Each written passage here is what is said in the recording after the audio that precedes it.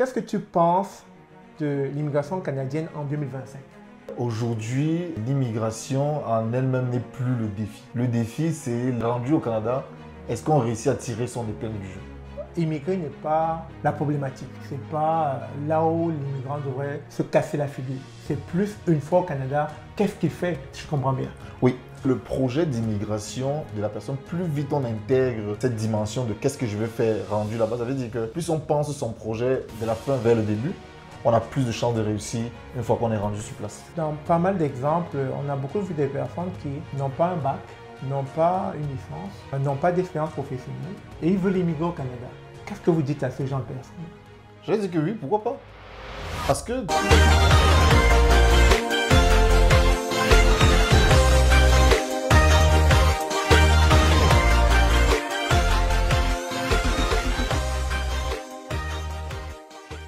Bonjour, bonsoir. Bienvenue sur la chaîne de l'immigration et de l'entrepreneuriat. C'est la première fois que tu arrives sur cette chaîne. Mon nom est Stéphane Chouapi. Ici, nous parlons d'immigration, d'intégration et d'entrepreneuriat parce que nous sommes certains que ce sont des thématiques qui vous permettront non seulement d'immigrer au Canada, mais surtout de prendre votre place ici à travers l'entrepreneuriat. Alors, ce plateau, nous recevons aujourd'hui Kitio. Je pense que vous le connaissez. Quand la chaîne était encore, je pense, à 10 000 abonnés, il est apparu pour parler de IREX à cette époque. Bon, aujourd'hui, nous revient cette fois-ci, on va parler d'immigration, on va parler un peu de tout ce qui entoure les difficultés, les contraintes et surtout les opportunités que rencontrent les nouveaux arrivants une fois au Canada. Bonjour, Kitio. Bonjour Stéphane. Comment vas-tu? Je vais super bien. Ça fait plaisir de te recevoir ici à Québec. Oui. J'espère la route a été. Le plaisir est partagé. Super, excellent. Alors, pour le moment, tu as dû voir, sur cette chaîne, on parle beaucoup d'immigration. Ouais. Et malheureusement, tu n'as jamais posé des questions en lien avec l'immigration. C'était toujours par rapport à l'entrepreneuriat. Aujourd'hui, j'ai le goût de te poser la question au vu de ce qui se passe. Je pense que tu regardes l'actualité comme nous, comme nous autres, comme mon audience.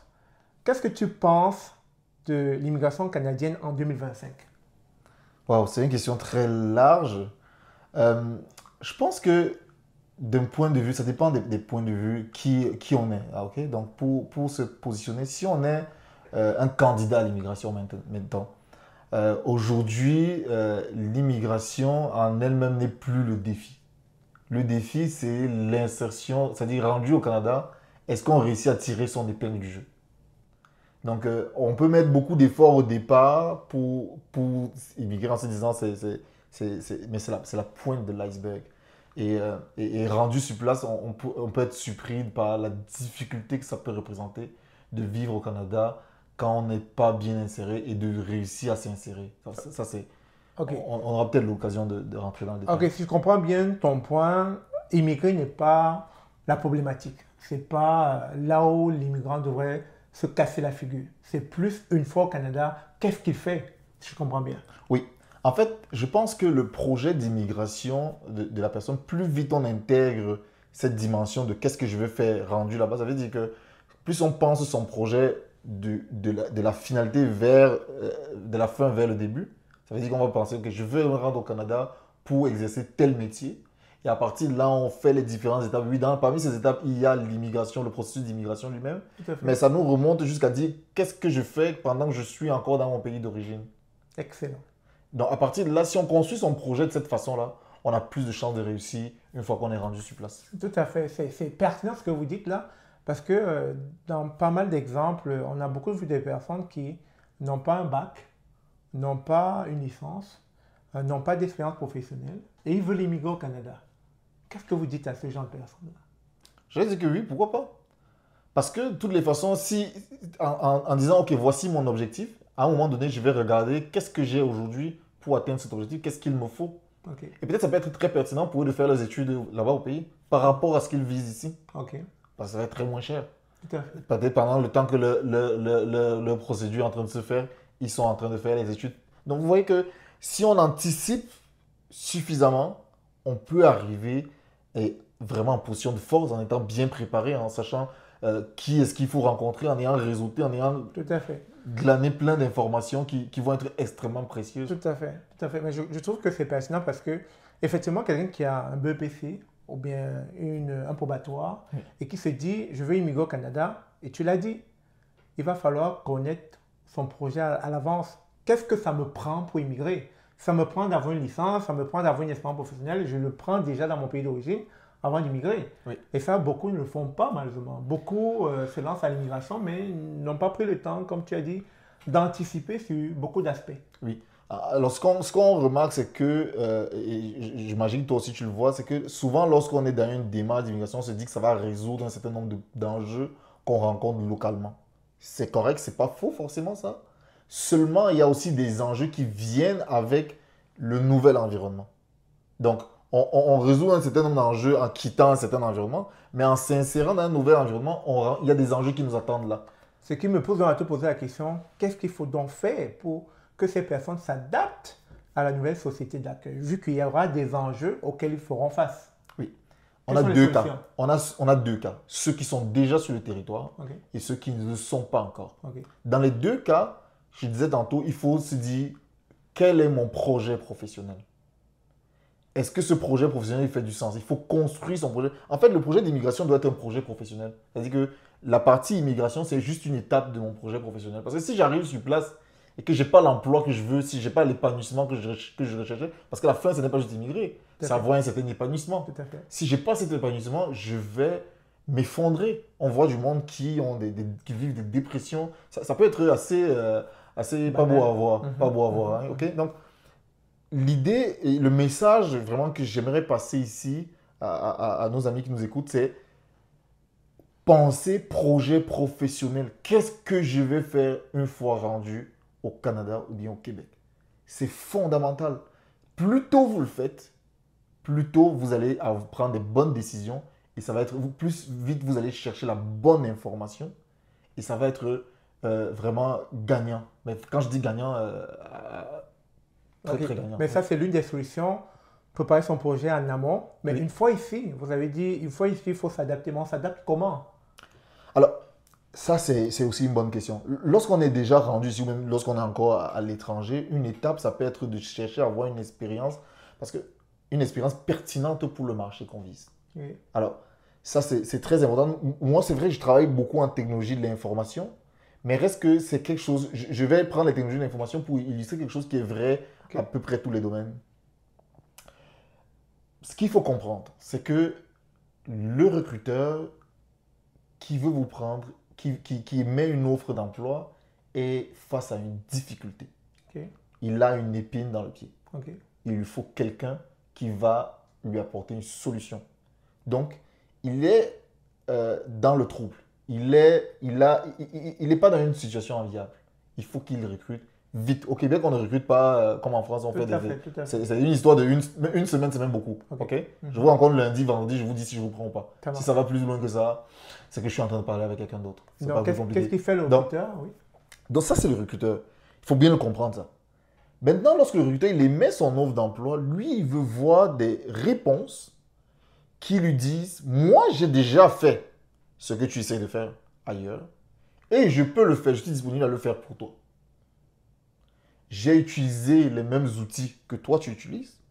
J'ai utilisé les mêmes méthodes que tu utilises et je peux me ramener encore d'autres choses que tu n'utilises pas. Oui, mais justement, je te pose la question, mais Oui. comment est-ce que ce candidat pour cet emploi en informatique sait déjà qu'au Canada, j'ai besoin de connaître ces outils pour pouvoir taper à l'œil du recruteur? Mais comment il sait ça? C'est la question que je te pose. Parce que comme tu as dit, on s'adapte parce qu'il faut venir avec un plus-value, etc. Exactement. Mais le recruteur, comment il va justement trouver que tu es sa niche et comment est-ce que l'employeur, autant pour moi, le candidat, se démarque?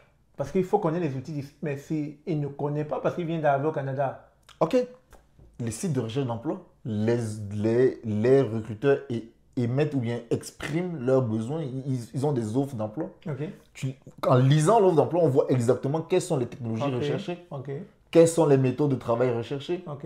D'accord? Donc, ça nous guide pour dire, si je veux que ce recruteur-là me considère, il faut que j'arrive avec un CV qui lui dise que je connais telle chose, Ok. qu'il coche et qu'il dise, oui, ça c'est quelqu'un que je vais rencontrer parce qu'il connaît il va m'enlever mon épine du pied. Ok, ok, super. Là, je comprends mieux. Donc, ça voudrait tout simplement dire que la personne qui vient chercher un emploi au Canada doit prendre en compte tout ce qui est dit dans l'offre d'emploi. Dans les offres d'emploi. Et même si ça ne s'applique pas à son expérience, déjà s'imprégner, se former même si possible pour pouvoir être le meilleur candidat à ce poste-là. Alors, ça veut dire que lorsqu'on va rédiger notre CV, parce que notre CV c'est une réponse, d'accord? Il faut toujours considérer, j'aime ça dire que le recrutement c'est une communication, un émetteur et un récepteur. Ok. D'accord?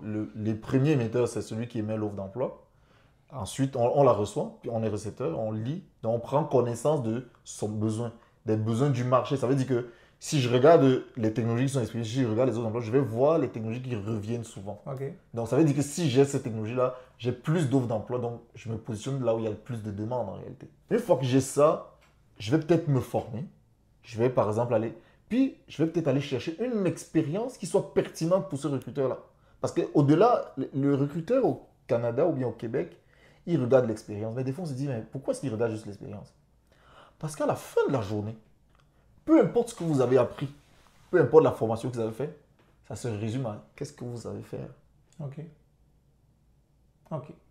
C'est très important ça. Donc, en fait, c'est pas que la formation est inutile, mais c'est que l'expérience va témoigner de votre formation. C'est votre expérience qui dit le vrai niveau que vous avez atteint. Excellent. Excellent.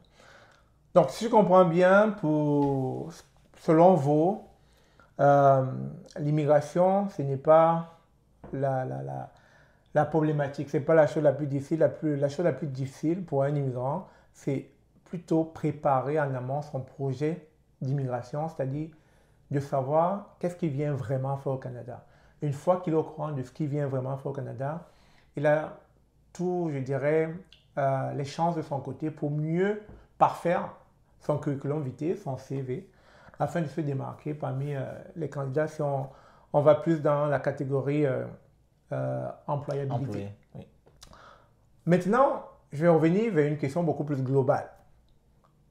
Avec toutes ces mesures en lien avec les différents programmes d'immigration, avec le gros volume, parce que le gouvernement canadien attendait 500 000 immigrants pour les prochaines années, mais le volume a été réduit de 20% quasiment.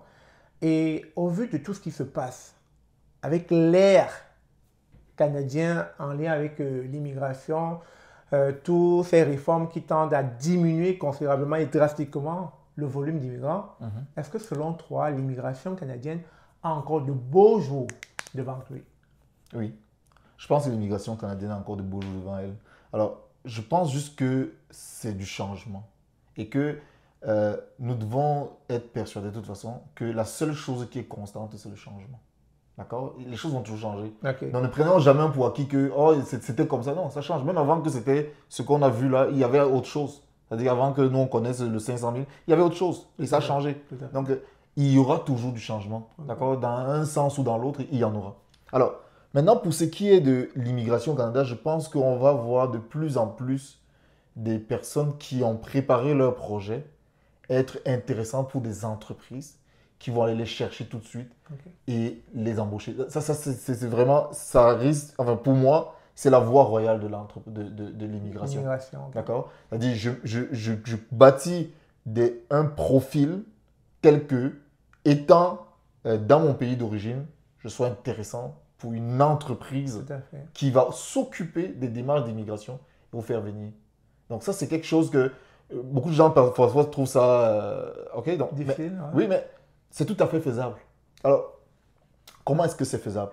C'est que premièrement, si vous développez le bon profil dont on parle, ils vont commencer, peut-être ils ne vont pas vous faire venir tout de suite, mais ils vont commencer par vous confier des petites tâches à distance. Des tests, des choses comme ça. On a des partenaires qui sont prêts à faire de l'offshore pour un certain nombre de choses. Mais les personnes qui réalisent cette tâche offshore-là, ce sont les candidats parfaits pour l'immigration. Parce qu'ils auront sur leur CV une expérience, même si c'est à distance, avec une entreprise canadienne, sur un vrai projet. Ils auront des références au Canada. Écoutez, rendu à un moment donné là, c'est la personne le donneur d'ordre, s'il n'est pas capable de vous recruter, les autres vont vous tomber dessus.